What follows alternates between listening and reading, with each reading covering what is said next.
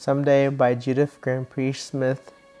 Hey little boy, someday you will rise and shine. Use your mind to expand and soar, to do more. Jump out the ghetto. Quick, strong fingers, long, lanky legs. Reach for the horizon, stretch far and wide. Push forward. Dream, visualize, there's more than basketball. Play the game of life. Stand back, aim and shoot for the stars. Exercise your brain, sharpen your skills. Make school your goal. Aim high, score high. You can do it someday. Powerful words which hang prominently in his bedroom are the inspiration for 21-year-old Robbie Gordon, born with spina bifida, a neural tube defect which has left both he and his younger sister wheelchair-bound. We learned that there was a needle point, just a needle hold that was on his body. And as he grew inside of my wife, that hole got bigger. And as the hole got bigger, the bone marrow started seeping through, boring a hole through his flesh. And with spina bifida, we learned that the higher up the wound is in the spine, the more deformed the child becomes. Robbie's arm was at the smock of his back, right at the waistline.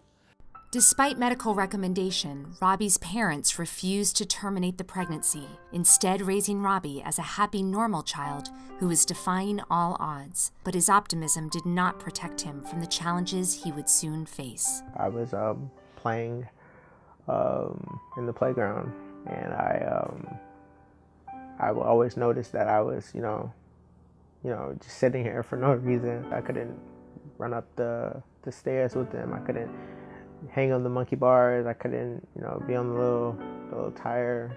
To walk up to the playground and just see my kids sitting in the wheelchair and all the other kids are having fun, running about, swinging, merry-go-round, and they're just sitting there. And I thought that was so unfair, so unfair. They came up with some funding. They made the playgrounds wheelchair accessible, and it was amazing to finally feel accepted amongst your friends at that early age. Acceptance of his differences was short-lived.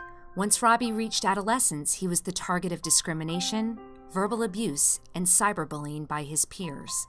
Some people felt like my disability was contagious, so if I touched them, they would get spina bifida as well, unfortunately.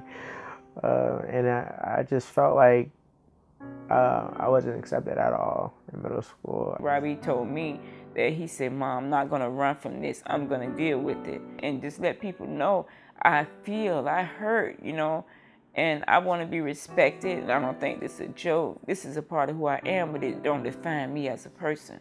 Darker days arrived with the tragic news that Robbie's older brother, along with his pregnant girlfriend, had been brutally murdered.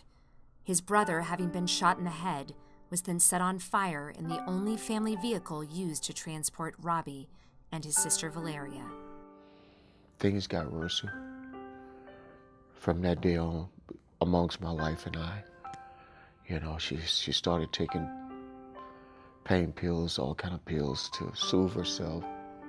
I started drinking. I figured it was time for me to move out. And neither she or I was paying attention to him because we were so caught up in our own foolishness, I got into a very, low time. I basically got depressed and wanted to commit suicide. I just felt like my peers didn't really care about my well-being. I just felt like every day I didn't want to be there. We decided to pull Robbie out of school and homeschool him. And he graduated along with his class.